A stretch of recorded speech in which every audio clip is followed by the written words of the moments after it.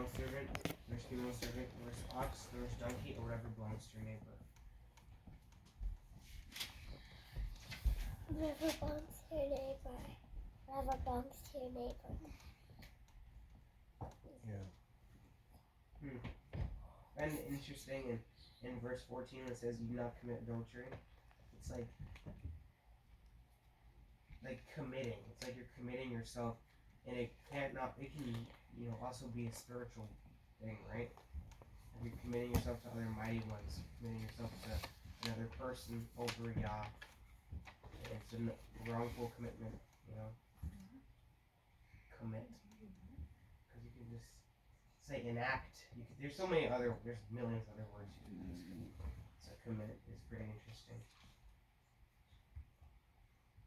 Yeah, just think about what comes with commitment. A lot of Sacrifice. Premeditated thoughts.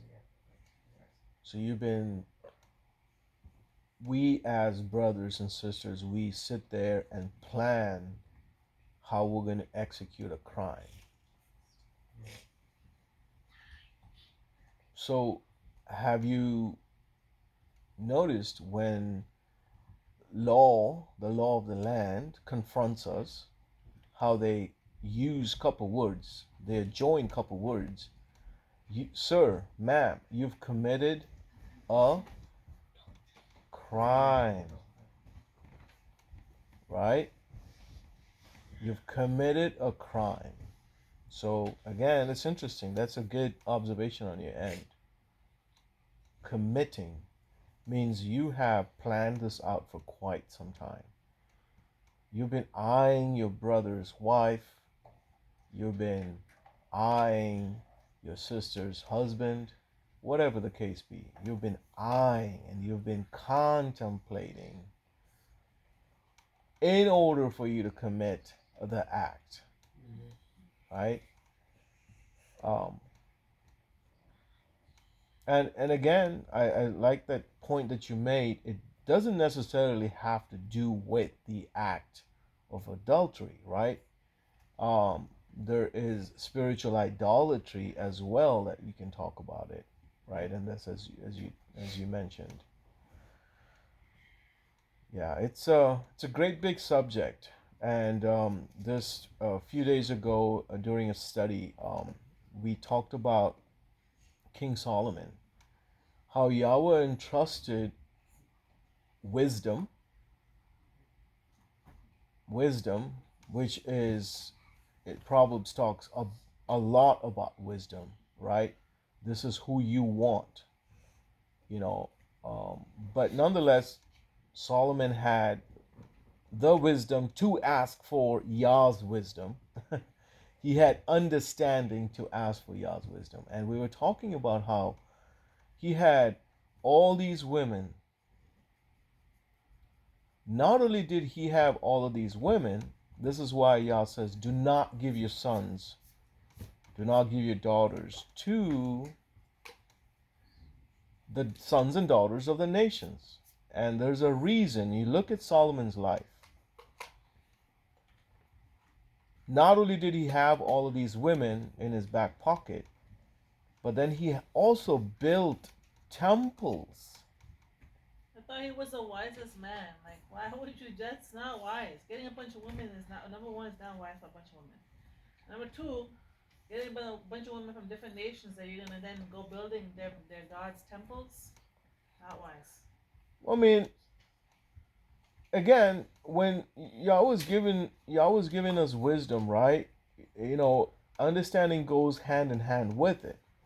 So, yes, Yah gives you wisdom, but keep in mind that you got all these external forces that come and manipulate your understanding.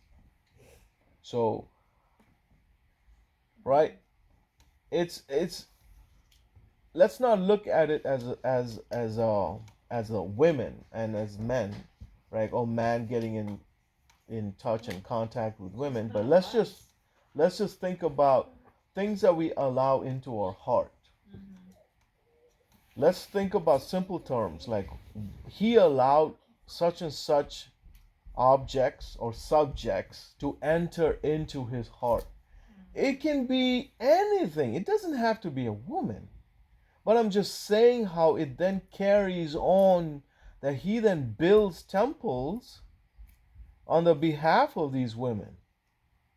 It can be, it doesn't have to be a woman. It can be money, it can be resources, it can be characters, it can be a so called pastor, it could be any figure, any figurehead.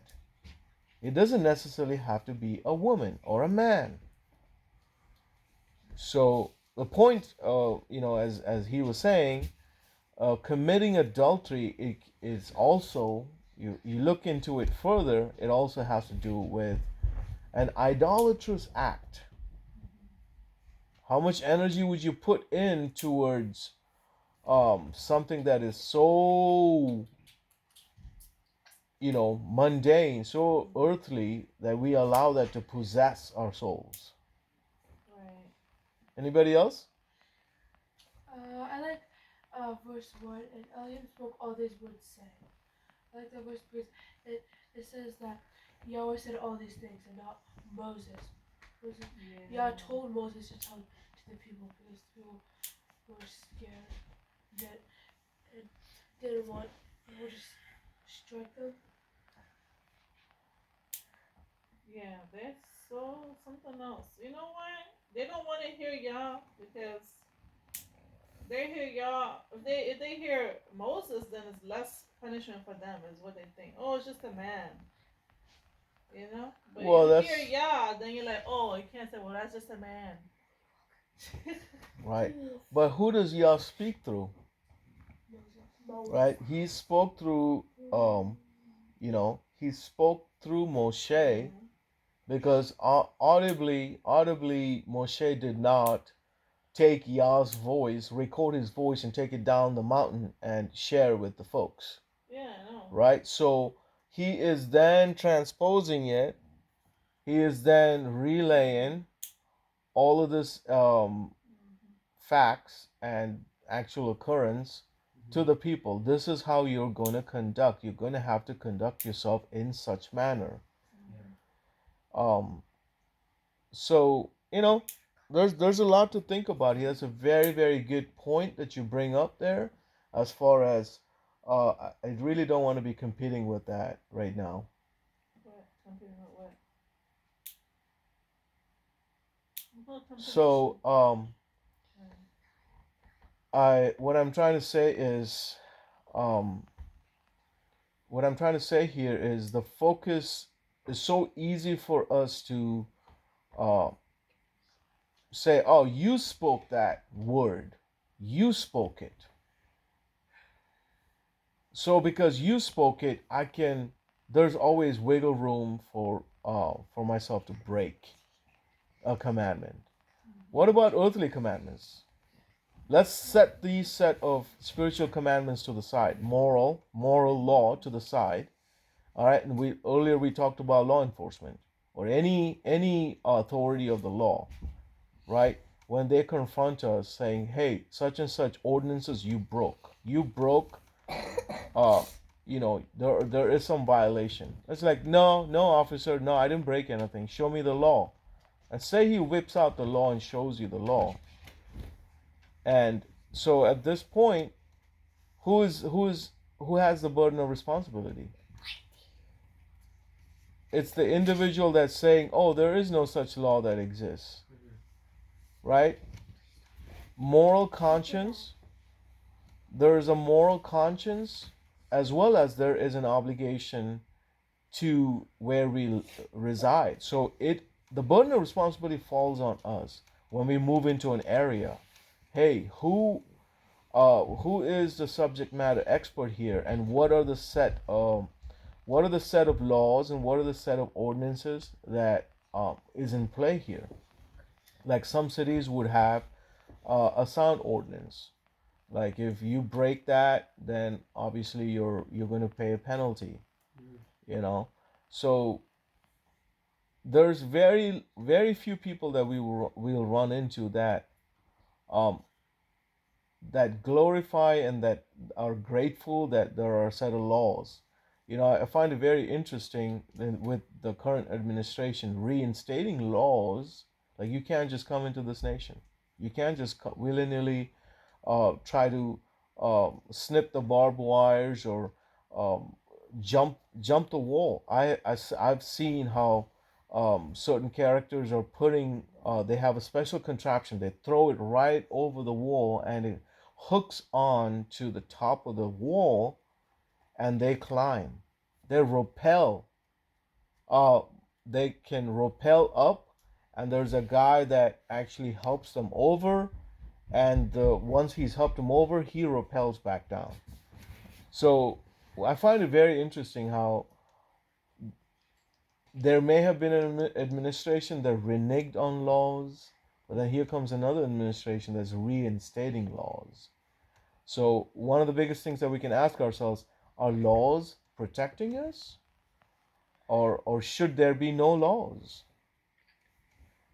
Right? The verse that we find in Proverbs, there is a way that seemeth right unto a man, but the end thereof is death.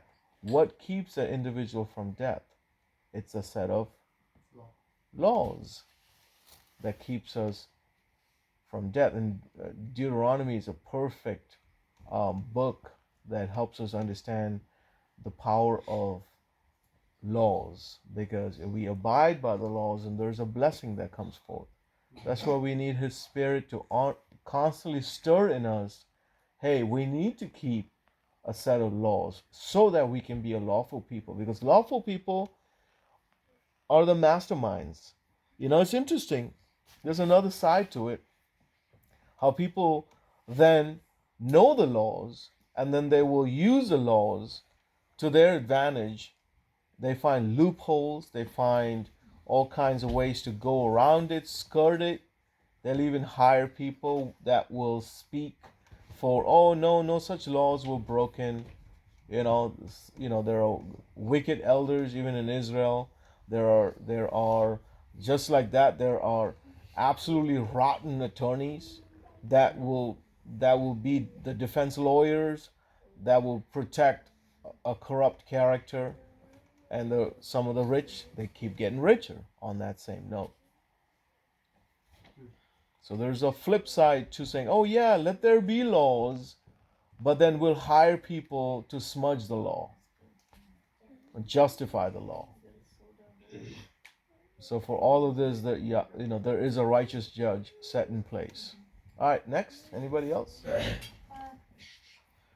like verse 16.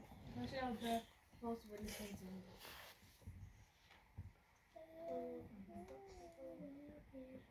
Yeah, that's a very big topic right there. Say that out loud. Thou shalt Shall bear false witness against him. bear false witness. Yeah. Bear. Every time I think about that, I'm taken to Proverbs. I believe it's chapter 6 that talks about the individual that sows discord among brethren. And also I think about the stumbling block. Laying the stumbling block. Like, am I causing my brother to fall? Am I laying a stumbling block? What is a stumbling block? Imagine a great big something in your way, but you don't really see that great big thing, and you trip and you fall, and that fall is so big and grand that you really have difficulty getting back up. It could be deep hurt. It could be a level of bitterness. It could be a level of resentment. It could be unforgiveness. We talked about this morning how powerful, how defiling unforgiveness is. Yeah, because the unforgiveness leads to root of bitterness. Yes. And then that's what it says in the New Testament says, and then leading a root of bitterness which defiles many. Nothing that defiles is gonna go into face. Yeah. So one of the biggest things that we can achieve is and ask the Father is for wisdom, so that, hey, Most High, grant me the understanding when to open my mouth. If you do not know have the ability to say, Father, shut my mouth right now, because clearly I do not know much about such and such life. Like, you know, I don't want to be involved in that brother's life because I do not know what's going on.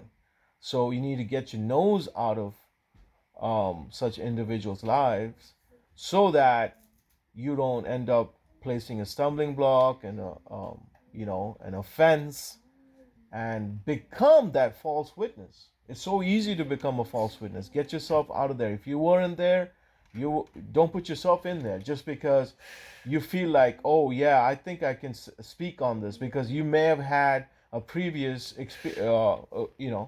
rendezvous with that brother and it didn't go well. So your matter can be heard now, so that you insert yourself into another brother's situation, that where this one particular brother you're offended at still. It's like, yeah, I'm gonna chime in on, say something about this so that I can get a vindication. My matters can be my matter can be taken care of, you know. So we need to be very careful, people. That's why Yah's given us these laws. This moral law, nowhere does it say this moral law is done away with. Nowhere. I can understand ceremonial law. Yahshua HaMashiach um, granted us that atonement. Nevertheless, we still are called to be a people of a cheerful giver, a free will offering. We still are called to do that. And when we stop that offering, there's a clear sign of there's some crap going on in our hearts that we need to identify and get before the Father and say, Most High, please take this offended spirit away from me. Please grant me healing. Anybody else? Bless you all. Bless you. Bless you,